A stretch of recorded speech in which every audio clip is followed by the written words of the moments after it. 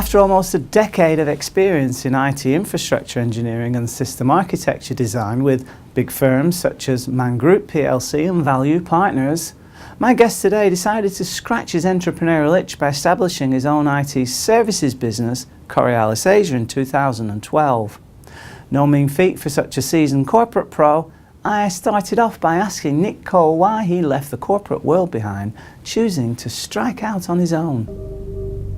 So after 4 years of working for various companies, most of it for the one that I came over with, and then another year, I found that at some point your skill set will go beyond what a company can use.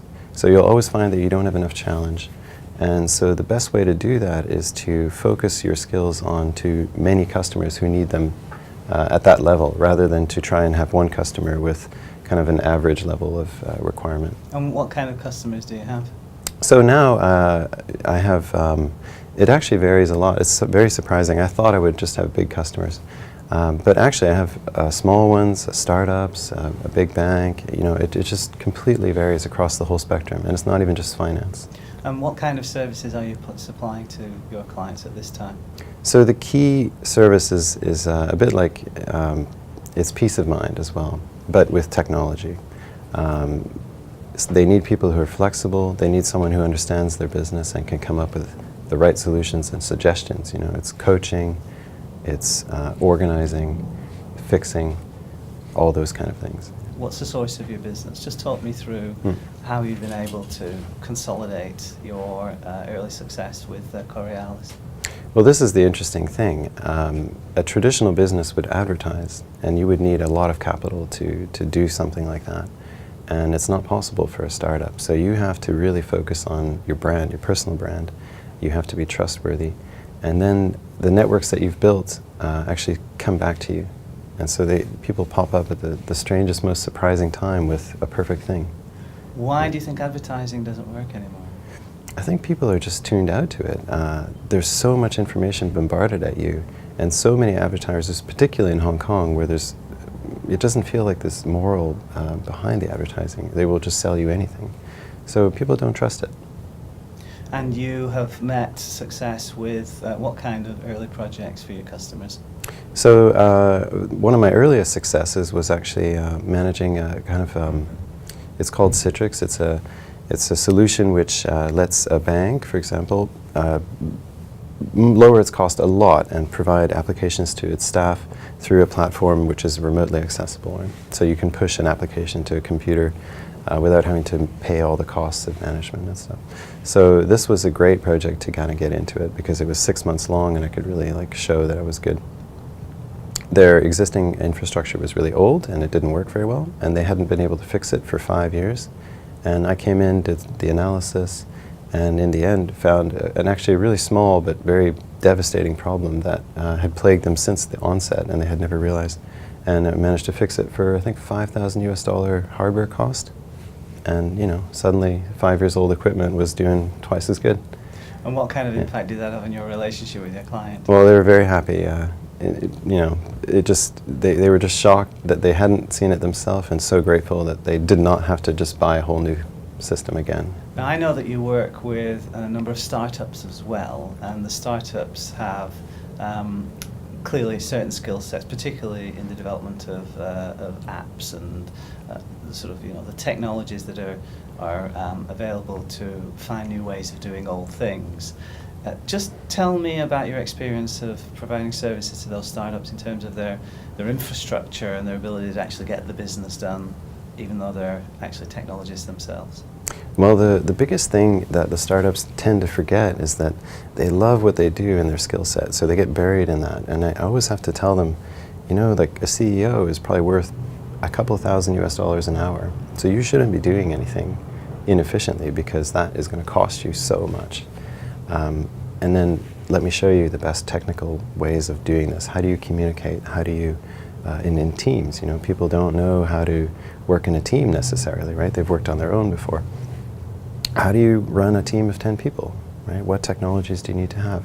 Those are questions that they don't know the answers to necessarily, and they benefit a lot from picking the right ones at the onset. Do you find that in your space there is a lot of competition? That is, there are a number of guys like you with your skill set, your orientation to how the modern economy works. Is it competitive for you, or do you find that you're sort of forging a path of your own, given your particular skill set and background? I think there are people like me in the world, absolutely, and they are all doing the same thing. But I think in Hong Kong particularly, it's very hard to find this type of thinking.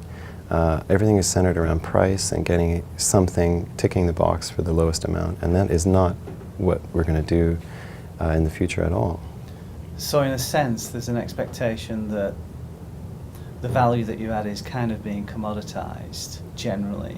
But I know that you've got an orientation that's quite different to that. So how are you positioning yourself with your skill set in the modern economy, recognizing that you don't want to be competing on price? Indeed. The key is to build the trust and to share a vision with the customer that inspires them to be better. And if I can communicate with them on that plane, then everything works. But if they don't see it, or maybe it's I haven't given them the best vision, or I didn't understand the business right, then there's not a match, and then then we fall down to this lower level of business compatibility, say. But you can't win every customer, and actually, if it falls down, then it's not worth your time. So, Seth Godin talks about being generous, making art through acts of generosity into the people that you wish to have relationships with. How have you been able to inculcate the spirit of generosity into your modern business model? Well, I absolutely think this is so important, and the most easy way to do that is to just inspire people. Like inspiring someone and giving them that gift of a dream or a more concrete vision of their existing dream is absolutely magical to see.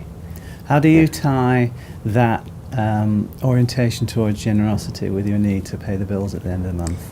Well, as I say, right, if you can inspire someone to want to work with you, then they are willing to hire you again and to engage you for other things. And what are the easiest types of customers do you find to deal with? Those that understand what it is that you're doing and the way that you're doing it, or do you find that you have to educate customers to sort of get them around to the way that you're viewing the world and the way that you're establishing your proposition? Indeed, the easiest ones are already of that mindset. They understand. They don't they don't start a discussion about price. I want to know what I'm getting first, and then we can talk about price. And that kind of thinking really encourages a proper mutual win-win scenario. The other types of customers, if they come with the other way around, if they have a target in mind but they don't really understand what they want, then you always have the kind of a conflict, and you have to educate them and teach them how to do it. And of course that takes a lot of time, so you wouldn't do it for a small job. So how do you package that message into your marketplace? What do they need to hear to understand what you're all about that gives you a point of differentiation, so that you can forge your relationship, they can experience what you're all about, they can have the value that you're clearly capable of delivering? So my most important thing that I like to share with the customer is that it's about partnership, trust, and working together. Right? This is the way any team finds success. Now, whether I work for one company or not, it makes no difference, right? I don't see it as a confrontational relationship. It's about working together and sacrificing things to make it happen. So that's how I like to present myself. The work that you do and others like you, 10 years from now, just speak to me as to what that business model might look like. What, in your wildest dreams, how might you be, doing the things that you do, making the money the way that you make a decade from now, almost another generation on? I think the craziest thing about the connection economy, in the sense, is that you don't know where your next customer is coming from, because you haven't planned the marketing in that sense, right? And of course, it just rains customers. Yeah.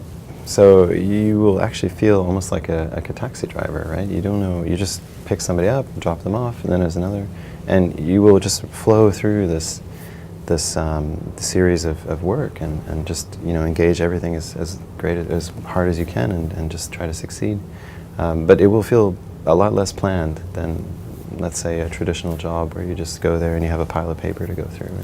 Do you need to educate your customers as to why you're doing things in the way that they are, so that they're not scratching their heads wondering, why is it so different?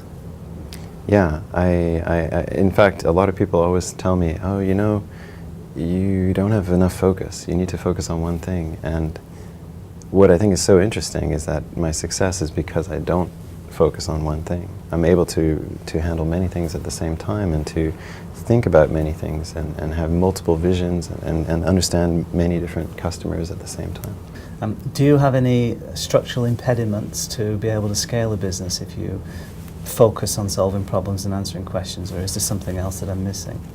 Yeah, well, I can't copy myself. So this is actually the hardest part about expansion. How do I find someone not exactly like me, but how can I teach them and train them? And what are you looking for in those types of people? And do you think that they are reasonably available? I think there is a pool of talent, absolutely. And I don't need anyone with a piece of paper. Those things are not important. What's important is can they see something in their head and connect the dots, and then understand the technology as they teach it. That is so important. I can conceptualize everything in my head and then see the solution right away. I don't have to. Local kids. Do you think there are enough local kids that will be able to truly satisfy the demand for the types of services that are clearly going to be increasing the need here with your business? I think the local education system kind of cheats the children of a real future in the new economy. So the young people in Hong Kong, do you think that they're being educated in a way that they'll be able to fulfill the sort of dream that you have for the way that this market's going to look 10 years from now? I think they're not. I think they're losing the greatest opportunity of their life through the kind of non-forward-looking local school system. There are exceptions, of course, but if you look at the biggest group of the population, the schools focus on rote learning. I know what it's like. When I learn Chinese, the Chinese teachers, they write this 1,000 times, or it doesn't make sense. And when I question them in class, like, why is it like this? That's seen as not what a student should do, right? You have to just listen to the teacher and follow orders. And I don't need someone who follows orders. I need someone who can do what I do, right? Inspire the customer, inspire me, show me things that I didn't see, question my mistakes.